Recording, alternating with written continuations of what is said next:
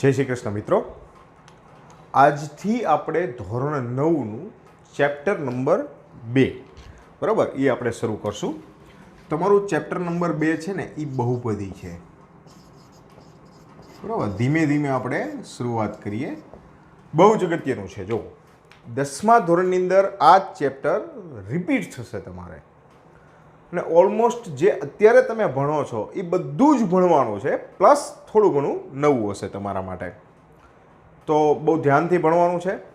શરૂઆત કરી એની આપણે કહીએ ચલ.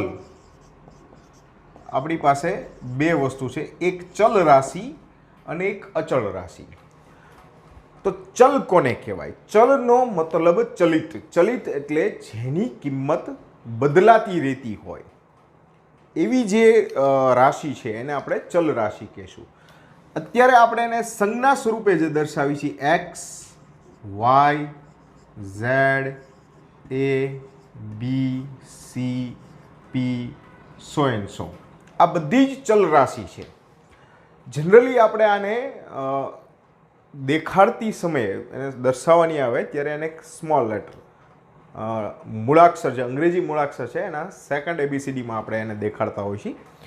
હવે આ ચલ કેમ છે? કારણ કે આની કોઈ કિંમત ફિક્સ નથી. તમે 8મા ધોરણની અંદર સમીકરણો ચેપ્ટર ભણ્યા હતા, બરાબર? આ સમીકરણ ચેપ્ટરમાં એક્સ ધારતા અથવા તો એક્સ આવતો, તમે જો બધા જ દાખલામાં એક્સની વેલ્યુ અલગ અલગ આવતી, કોઈ ફિક્સ કિંમત નહોતી.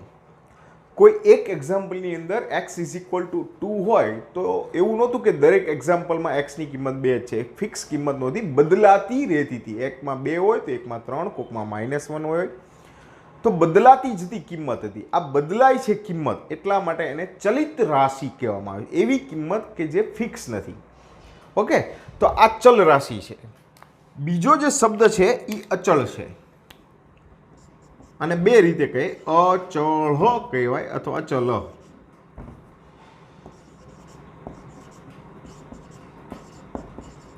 ફિઝિક્સની અંદર રાશિ શબ્દ વધારે તમને ડિટેલમાં સમજાવશે, વિજ્ઞાનમાં. અત્યારે આપણે ખાલી અચલ પદ ઉપર છે, ચલ પદ અને અચલ પદ.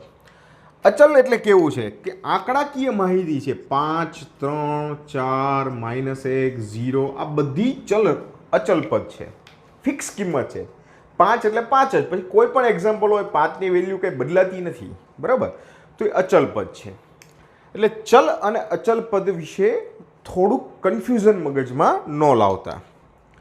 હવે વાત કરવી છે, આપણું જે ચેપ્ટરનું નામ છે એ બહુપદી છે. એ બહુપદીમાં અલગ અલગ પ્રકારની પદ ધરાવવા, એના આધારે એનું વર્ણન થાય, વર્ગીકરણ થાય. દાખલા તરીકે સૌથી પહેલાં વાત કરી એક ચલ,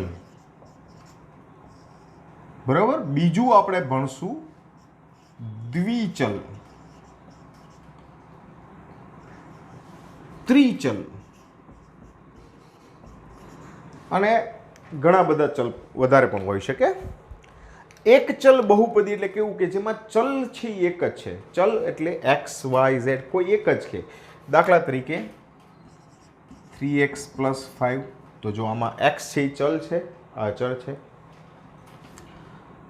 2x² + 3x - 5, તો જો બધા x ચલ ધરાવતા જ પદ છે. 100x10 ઘાત ગમે એટલી હોય પણ ચલ કયો છે? x એક જ છે. આ એક ચલ છે. દ્વિચલ છે જેની અંદર બે ચલ હોય છે, એકથી વધુ, બે, એટલે x + y, 2x + y + 5, 2x - y + 11, જેમાં બે ચલ છે. ત્રીજું છે x + y + z, આ ત્રણ ચલ ધરાવે છે. 2a - b + c + 5. જો આને ચલ નથી ગણતા આપણે, બરાબર, એને અચળ પદ કહીએ છીએ, કે જે x, y, a, b, c, p, q, r એના સિવાયનું પદ છે, તો એ બધું અચળ પદ છે. આ છે 6 + 5a + b - c, તો આ ત્રિપદ છે. તો આવી રીતે એક ચલ, દ્વિચલ અને ત્રિચલ. પછી ઘણા બધા ચલ ભેગા હોય તો આપણે એને બહુચલ પદ આવે. હવે આ સિવાય છે એને આપણે કહેશું એકપદી દ્વિપદી, ત્રિપદી, એવી રીતે. એકપદી જો માત્ર પદની સંખ્યા આધારે છે, એટલે દાખલા તરીકે x, y, m, 5n, 6a, -5b, 3c, 2a, આ દરેક અલગ અલગ એક ચલ એક પદી છે. જો આ એક જ પદ છે, બરાબર, આના પણ એક પદ છે, એક પદ છે, આ બધી શું છે? એક પદ બહુપદી છે. એક ચલ એક પદ. ત્યારબાદ વાત કરું હું દ્વિપદીની, તો સ્વાભાવિક છે, નામ ઉપરથી ખબર પડી જાય તમને કે બે પદ ધરાવે છે. હવે એમાં એક ચલ દ્વિપદી આવે અને દ્વિચલ દ્વિપદી પણ આવે. તો સૌથી પહેલાં વાત કરી કે a + 5. જો આ a એટલે એક અને એક કેટલા પદ છે? આના બે પદ છે. 2b - 3 બે પદ છે.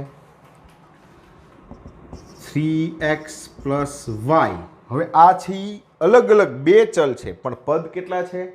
બે. તે ચલ ભલે બે હોય પણ સામે પદ પણ કેટલા છે? બે. 6x - 7 બે પદ છે. a + c કેટલા પદ છે? બે પદ છે. ત્યારબાદ વાત કરી ત્રિપદીની, કે જેમાં ત્રણ પદ આવેલા હોય. મૂળ ત્રણ પદ લેવાના છે, બરાબર. દાખલા તરીકે x² + 2x - 5 કેટલા પદ છે? ત્રણ પદ છે. x ની 100 ઘાત + x ની 10 ઘાત + x ત્રણ પદ છે. ત્રણ અલગ અલગ ચલ લ્યો તો પણ એ ત્રિપદી જ થાય, બરાબર. આ એક ચલ ત્રિપદીની વાત નથી, બરાબર, જનરલ ત્રિપદી. તો m² + mn + n². તો આ ત્રણ પદ છે, જો તો આ ત્રિપદી થઈ. ત્યારબાદ જો હું એમ કહું, માત્ર એમ કે 5, 4, 3 આ બધી અચળ બહુપદી છે અથવા અચળ પદી છે, બરાબર, કે જેની અંદર માત્ર અચળ પદ અસ્તિત્વ ધરાવે છે. અને જો હું 0 કહું તો આને કહેશું આપણે શૂન્ય બહુપદી, કે જેમાં બીજું કાંઈ નથી. શું છે? માત્ર શૂન્ય છે. ક્લિયર? તો ચલ રાશિ કોને કહેવાય? અચલ રાશિ કોને કહેવાય? એક ચલ એટલે શું? દ્વિચલ એટલે શું? ત્રિચલ એટલે શું? એકપદી એટલે કયા કયા છે? દ્વિપદી એટલે કોણ છે? ત્રિપદી એટલે કોણ છે? બરાબર, આ ખ્યાલ આવે. ક્લિયર? આપણે આ ચેપ્ટરની અંદર એક ચલ ધરાવતી બહુપદી વિશે ચર્ચા કરવાની છે, બરાબર, કે જેમાં તમારી પાસે જે બહુપદી હશે એમાં ચલ રાશિ એક જ હશે, એટલે કાં એક્સ વાળા બધા પદ હશે, કાં વાય વાળા હશે, કાં એ વાળા હશે, બી વાળા હશે, બરાબર, 100 તો સૌથી પહેલાં બહુપદીનું સ્વરૂપ કઈ રીતનું હોય? તો એક 10મા ધોરણની અંદર આવતી વસ્તુ હું લખું છું, થોડીક સમજવામાં ધ્યાન રાખજો. an x⁻n + an - 1 x⁻n - 1 an - 2 x⁻n - 2 plus આવી રીતે ચાલતું જાય ક્યાં સુધી? a0 x⁻0 સુધી. આ ખરેખર બહુપદીનું પ્રમાણિત સ્વરૂપ છે, બરાબર. એક ચલ બહુપદીનું શું છે? આ પ્રમાણિત સ્વરૂપ છે. બહુપદીનું પ્રમાણિત સ્વરૂપ છે આ.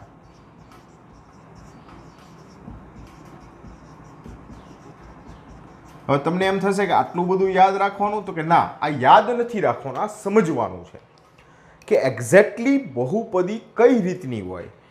જો n એમાંથી એક ઓછો થયો, એમાંથી એક ઓછો થયો અને ધીરે ધીરે ક્યાં સુધી પહોંચ્યો? 0 સુધી.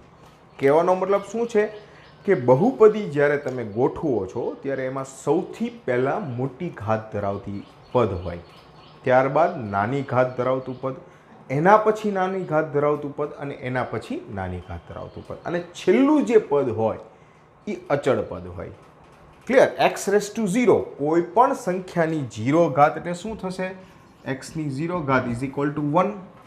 તો 1 ગુણ્યા એની ઘાત 0 નથી, એટલે કોઈ પદ છે એ, તો 1 ગુણ્યા એટલે એ જ મળવાનું છે તમને, એટલે અચળ પદ થઈ ગયું, જે પદની અંદર એક્સ કે વાય નથી એવું પદ.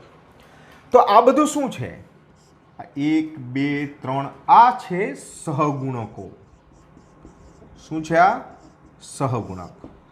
એક્સની n ઘાતનો સહગુણક. સહગુણક એટલે પદની સાથે ગુણાયેલું પદ, બરોબર, જે અચળ કિંમત ધરાવતું હોય. આ છે એની ઘાત છે. બહુપદીમાં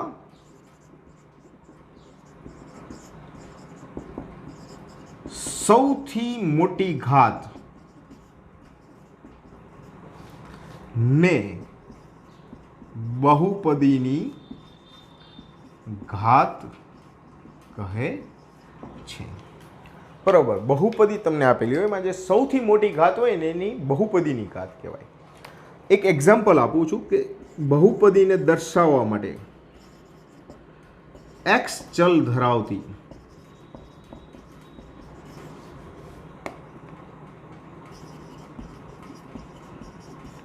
બહુપદીને દર્શાવી શકાય પી ઓફ એક્સ વડે.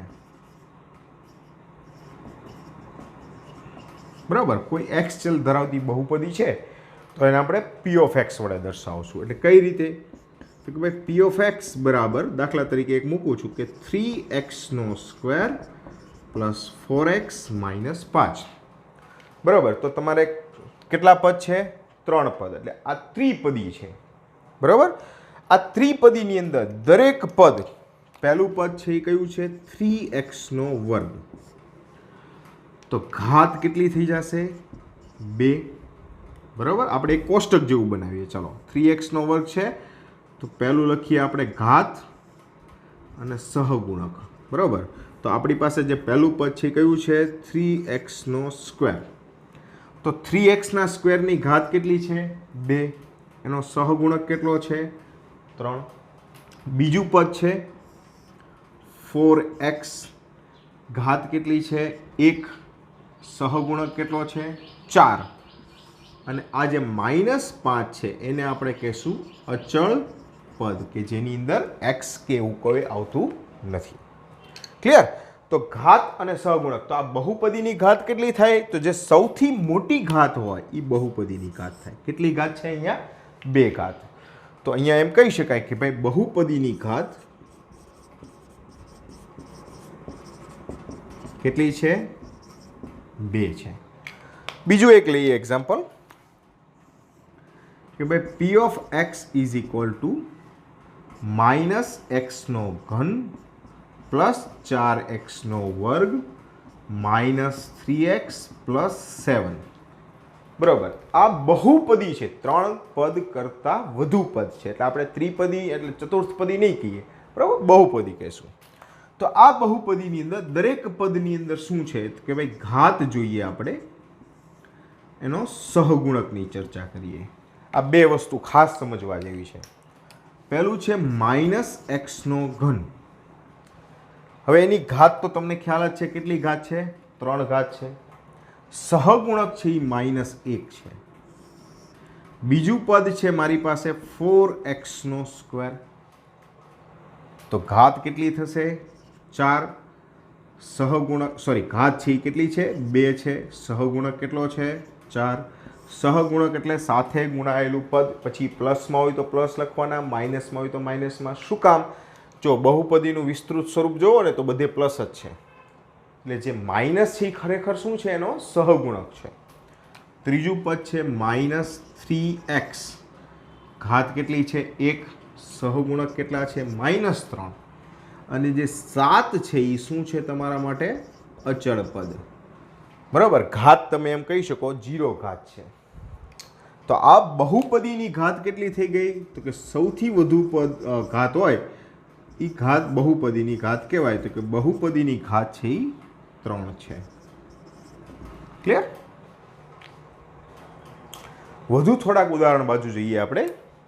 દાખલા તરીકે હું એક બહુપદી લખું છું કે પી ઓફ એક્સ બરાબર 8y, p of y, sorry, y ચલ છે એટલે હું વાય લઈશ, માઇનસ 3y ચાર ઘાત પ્લસ 4y નો વર્ગ માઇનસ 11y ઘન માઇનસ 4. બરાબર, આ આપણી પાસે બહુપદી છે. હું સૌથી પહેલાં એને પ્રમાણિત સ્વરૂપમાં ગોઠવું છું. જો બરાબર, સૌથી પહેલાં શું કરું છું? પ્રમાણિત સ્વરૂપમાં ગોઠવું છું. તો પહેલી મોટી ઘાત, સૌથી મોટી ઘાત કઈ છે? 4. તો પહેલું આવશે 3y4. જો નિશાની અને સહગુણક સાથે રાખવાના છે. 4 પછી 3 ઘાત આવશે તો કે માઇનસ 11y ઘન, પછી વર્ગ આવશે તો કે પ્લસ 4y વર્ગ, પછી એક ઘાત એટલે કે પ્લસ 8y, અને છેલ્લે છે અચળ પદ -4. તો એક નાનું અમથું કોષ્ટક બનાવો. આ જરૂરી નથી, તમને ડાયરેક્ટ ફાવે તો કરી શકો છો. બરાબર, આપણે ઘાત લઈએ અને એના સહગુણકની ચર્ચા કરીએ. તો પહેલું પદ કયું છે? -3y ઘન. બરાબર, આ નિશાની સહિત જ લખવાનું. તો ઘાત 3y 4 ઘાત છે. ઘાત કેટલી થઈ ગઈ? 4. સહગુણક -3 -11y ઘન, ઘાત છે 3, 11 પ્લસ 8y, ઘાત છે પ્લસ 4y વર્ગ, ઘાત છે 2, સહગુણક છે 4, પ્લસ 8y, ઘાત છે 1, સહગુણક છે 8, અને -4 એનું શું થઈ જશે? અચળ પદ. બરાબર, બીજું એક એક્ઝામ્પલ લઈએ આપણે. ધારો કે P ઓફ A છે, એ ચલ ધરાવતી બહુપદી છે. તો કે ભાઈ A ની 9 ઘાત ઓછા A ની 7 ઘાત વત્તા 10 A ની 4 ઘાત માઇનસ 9 A ઘન plus 6A minus 6 A square minus 4A ની 5 ઘાત. બરાબર, હવે આ ક્રમમાં નથી ઘાત. જો અહીં 5 આવી ગયા વચ્ચે, તો સૌથી પહેલાં એને પ્રમાણિત સ્વરૂપમાં ગોઠવીએ. તો સૌથી પહેલું મોટામાં મોટી ઘાત હોય લેશું. તો મોટામાં મોટી ઘાત છે એ 9 ઘાત છે, એટલે A ની 9, પછી 7 ઘાત છે તો ઓછા A ની 7 પ્લસ 7 પછી 5 ઘાત છે તો માઇનસ 4A ની 5 ઘાત, પછી છે 4 ઘાત વત્તા 10 A ની 4 ઘાત, પછી ઘન -9A ઘન, પછી વર્ગ 6A વર્ગ. બસ આપણી પાસે અહીંયા સુધી છે. બરાબર, તો દરેક પદની આપણે ઘાત અને સહગુણકની ચર્ચા કરીએ. તો ઘાત અને સહગુણક. ચાલો, પહેલું શું છે? A ની 9 ઘાત. તો 9 ઘાતની ઘાત 9 છે. સહગુણક કાંઈ નથી એટલે 0 ન હોય. શું હોય? 1 હોય. બીજું છે માઇનસ A ની 7 ઘાત. તો ઘાત 7 છે, સહગુણક -1 છે. ત્રીજું છે -4A ની 5 ઘાત. ઘાત છે 5 અને આ છે એ -4 છે. પછી છે 10A ની 4 ઘાત. ઘાત છે એ 4 છે, સહગુણક કેટલો છે? 10 છે. પછી છે -9A ઘન, ઘાત છે 3 છે, -9 છે. પછી છે 6A સ્ક્વેર, ઘાત છે 2 છે, સહગુણક છે 6 છે. તો બહુપદીની ઘાત, સૌથી મોટી ઘાત કઈ છે? બરોબર, 9. ક્લિયર? આમાં બહુપદીની ઘાત કઈ થશે? સૌથી મોટી ઘાત ધરાવતું પદ છે એ 4 છે, એટલે બહુપદીની ઘાત 4 થઈ જશે. ક્લિયર? વધુ એક્ઝામ્પલ બાજુ જઈએ. હવે મારે તમને સમજાવવું છે કે બહુપદી ક્યારે ન હોય. બરાબર, બહુપદી ક્યારે ન હોય, ખાસ સમજો મિત્રો. જો ચલની ઘાત અપૂર્ણાંક હોય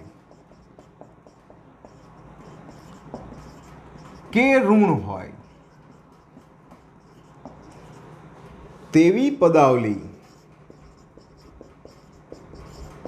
ને બહુપદી કહી ન શકાય. હવે કેવી પદ હોય? દાખલા તરીકે હું એમ કહું કે ભાઈ પી ઓફ એક્સ બરાબર રૂટ એક્સ. હવે એકચ્યુઅલી વર્ગમૂળમાં એક્સને આપણે લખીએ ને તો આવું લખી શકીએ એક્સની 1/2 ઘાત. બરાબર, તો આ 1/2 એટલે અપૂર્ણાંક થયું. તો જો ઘાત અપૂર્ણાંક હોય તો એવા સંજોગોની અંદર આપણે એને બહુપદી ન કહી શકીએ. કોઈ પણ ઘાત છે એ પૂર્ણ સંખ્યા હોવી જોઈએ. બરાબર, 0 હોઈ શકે. પૂર્ણ સંખ્યામાં કઈ કઈ સંખ્યા આવશે? 0, 1, 2, 3 આ બધી જ પૂર્ણ સંખ્યાઓ છે. બરાબર, તો આમાંથી કોઈ પણ સંખ્યા હોય તો ચાલશે, પણ એ માઇનસમાં નહીં ચાલે અને અંડર રૂટ અથવા તો અપૂર્ણાંક નહીં ચાલે. દાખલા તરીકે પી ઓફ એ નો વર્ગ માઇનસ રૂટ એ ઘનમૂળમાં એ પ્લસ 5, તો આ બહુપદી કહેવાય નહીં. દાખલા તરીકે p of x is equal to એક્સની -1/x. હવે જો આ 1/x છે, એક્સની નીચે કેટલી ઘાત હોય? 1 ઘાત. એને અંશમાં લઈ જાવ તો એ થઈ જાય -1 ઘાત. તો આ પણ બહુપદી કહી શકાય નહીં. દાખલા તરીકે પી ઓફ એક્સ બરાબર એક્સની 14 ઘાત -1/x². તો આ બહુપદી કહેવાશે નહીં. આ બધી જ પદાવલી બહુપદી નથી. બરાબર, આ કોઈને આપણે બહુપદી ન કહેવાય. તો આને કહેવાય જુઓ તો √3x² -√5x + 5. આને કહી શકાય? આને કહી શકાય. શું કામ? કારણ કે અહીંયા x વર્ગ, જો એક્સની ઘાત વર્ગ છે એટલે પૂર્ણ સંખ્યા છે. એક્સની ઉપર 1 ઘાત છે એ પણ પૂર્ણ સંખ્યા છે. જે વર્ગમૂળમાં આપેલું છે એ સહગુણક છે બેટા. દાખલા તરીકે એમ કહી શકાય કે ભાઈ એક્સ વર્ગ નો સહગુણક કેટલો છે? √3. એક્સ નો સહગુણક કેટલો છે? 5, √5 સોરી. અને અચળ પદ કયું છે? 5 છે. બરાબર, તો આ બહુપદી કહેવાય. એક્સની ઘાત અપૂર્ણાંક ન હોવી જોઈએ. એક્સની ઘાત ઋણ ન હોય તો એ બહુપદી કહેવાય, નહીતર કહેવાતી નથી. ક્લિયર?